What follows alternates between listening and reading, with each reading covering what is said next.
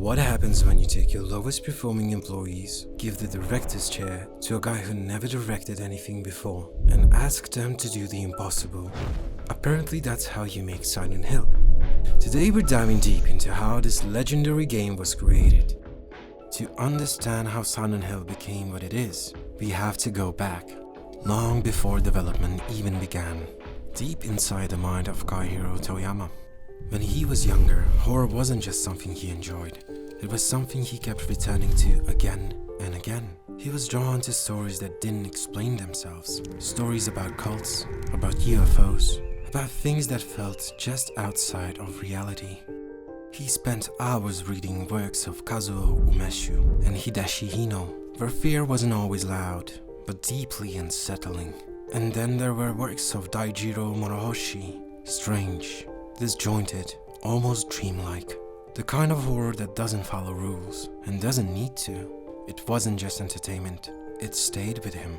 As he grew older, the fascination didn't fade, it evolved. He began working at a video rental store, surrounded by shelves filled with stories from all over the world. But he kept gravitating towards the same section, adaptations of Stephen King novels. Stories where horror wasn't just about the monsters, it's about the people, their fears, their guilt, and slowly, without any clear intention, those ideas began to settle.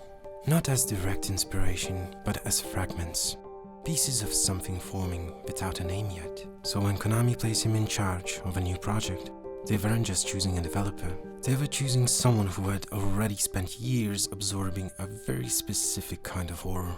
Quiet, unsettling, the kind that doesn't show everything, and because of that, feels far more real.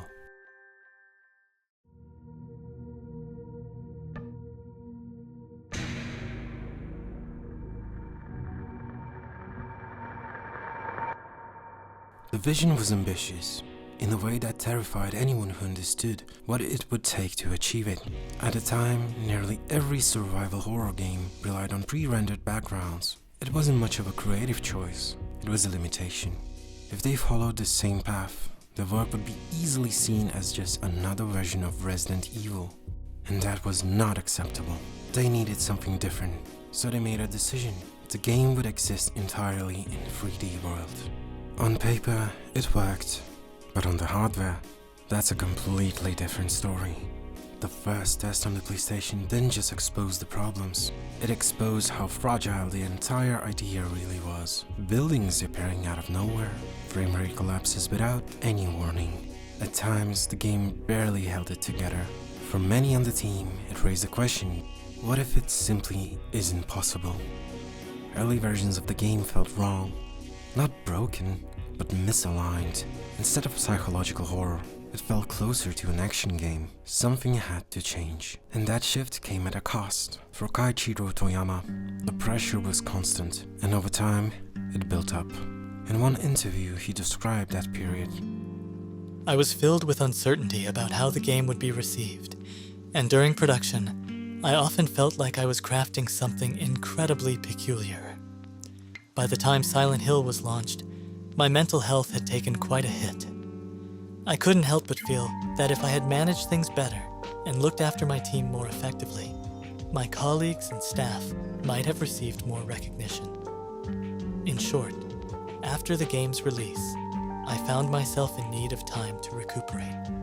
Despite everything, the team adapted. They moved away from action and leaned into something far more uncomfortable. Isolation, symbolism, unease, and slowly the game began to take shape. One of the most defining elements came from a limitation. According to art director Masahiro Ito, the fog was inspired by Stephen King's novel, The Mist. But its purpose went beyond inspiration. It hit the console's short drawing distance while transforming it into something unsettling. But the game still needed something more. Movement, expression, human detail. That's when Takayoshi Sato entered the project. Fresh out of college, he was expected to follow the usual structure, supporting others, not leading them. But he refused. Instead, he created a demo and presented it directly to his superiors. He wanted control over the game's cinematic scenes. The response was blunt. If he wanted credit, he would have to do it all alone. he accepted. From that point forward, he lived inside KCE's Tokyo office, working through the night, using every available machine just to render the animation. Day after day, for over 2 years, he built everything by himself. Characters, environments, lighting, all of it. The work didn't go unnoticed.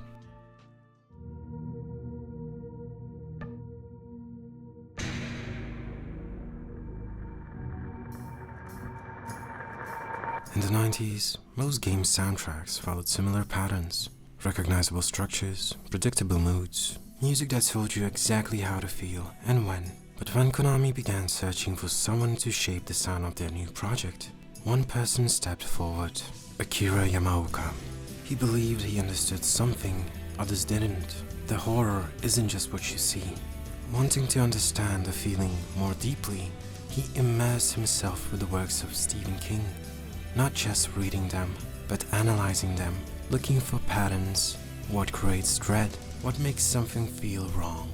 One idea stayed with him.